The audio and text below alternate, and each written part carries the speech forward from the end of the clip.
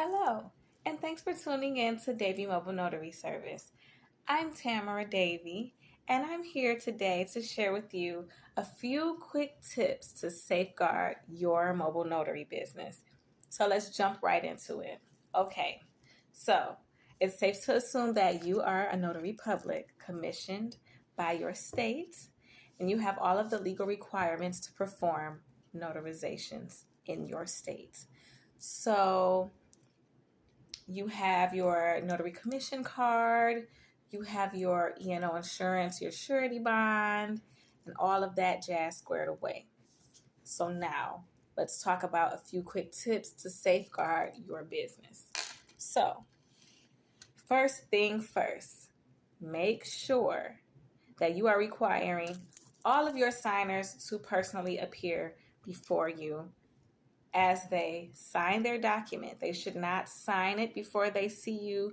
They should not sign it and then send their husband or wife or their mother or grandmother to bring it to you for you to notarize and then take back to that person. That's not how this works. It is illegal and you could get fined for doing that. So make sure that all of your signers are personally appearing before you, the notary public, to get their documents notarized. Okay. Another quick tip that is very important as well. Do not give anyone any legal advice. We are not legal attorneys. We are not lawyers. We are not immigration experts. None of the sort. We should not be giving anyone any legal advice, advising them to do anything with anything that they're asking that is of legal nature. Please do not give anyone any legal advice because you could be held liable. And it's just not legal for us to give legal advice because we are notaries. So we notarize documents. We witness the signatures of our signers. That is all. So don't give legal advice. Make sure they show up in front of you. Moving on to another quick tip. Make sure that you are checking for blank spaces on the documents. You don't want it to come down to you left a spot where you were supposed to notarize something or your signer was supposed to sign and it goes undone and then they are trying to fill in the gap, literally and figuratively speaking, to make up for what you didn't do and then they do it wrong. And now they're paying for another document, or it was like a huge mistake that could be about property or rights or something like that. And you left it undone and they have done it, but your name and notary seal is attached to that document. So now you are held liable. So make sure you're not leaving anything blank. Make sure that they're appearing in front of you to sign, and make sure that you're doing everything legally correct per your state. You need to know the state law. So that's the next quick tip. Familiarize yourself with your state notary laws because you can't say, oh, I didn't know. You're supposed to know because you are a notary public for that state. So you need to familiarize yourself with the laws. I have a small little green and blue book, and it is about all of the Michigan notary laws. So you don't even have to get a book, honestly. I mean, if you're a member of like the National Notary Association or the Notary Association of America, which is the one that I'm a member of, they have these resources where you can order one.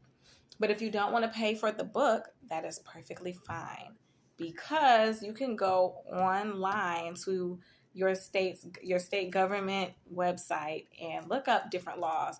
And there you'll find like marriage laws, tax laws, all kinds of laws. Find notary laws and read them. Print them out if you can. Save it to your phone if you're looking up online with your phone or your tablet. Screenshot it. Keep it. You can read it while you're waiting in the lobby at the dentist or while you're sitting in the chair at the nail shop getting your pedicure because self-care is important. I'm just going to slide that in there. Self-care is important. So while you're doing something like that, you can be reading the notary laws because it's not that long. It doesn't take long to read. And it's very important. So that's another quick tip. 2 more quick tips.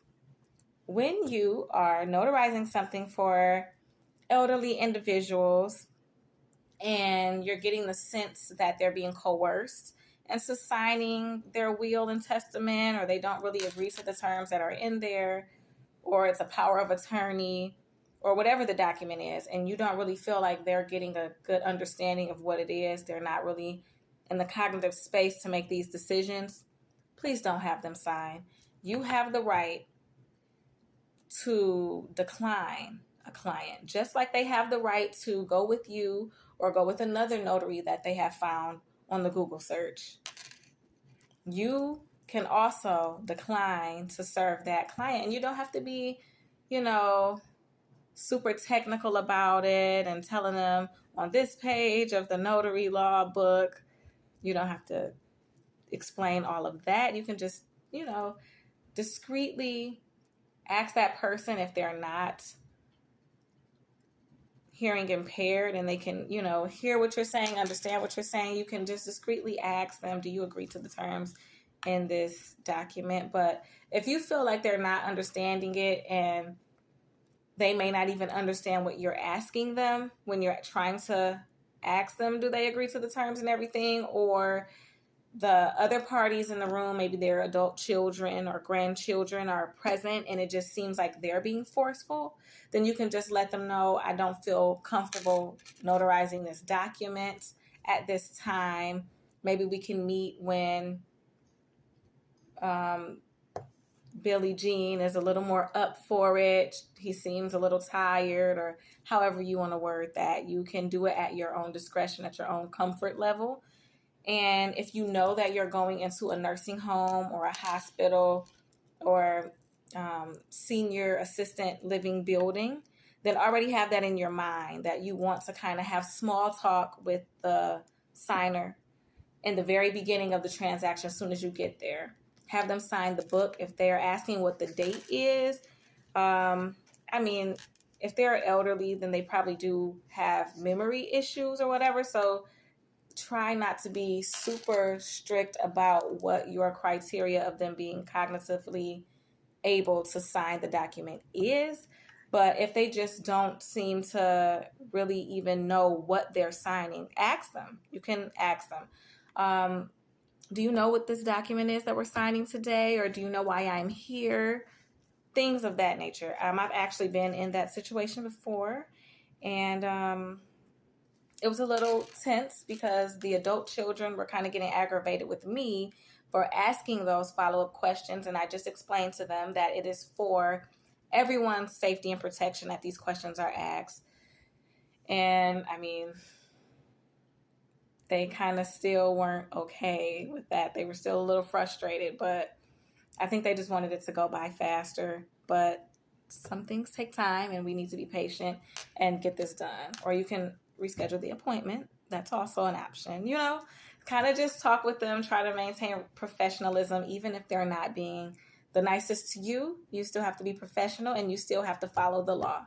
So know that law. Make sure that your signers are mentally able to sign and make decisions for themselves. Make sure they're appearing in front of you, and make sure that you're not leaving any blank spaces on these documents. Last but not least, make sure you are using your notarial acts journal. Now, these journals I'm going to glance down at it. So if you see me looking away, I'm looking at my notes to keep me on task so I don't go down rabbit holes and off topic and stuff like that. But the Journal of Notarial Acts, it's just a journal. It keeps everything organized. I'll show you a page in mine.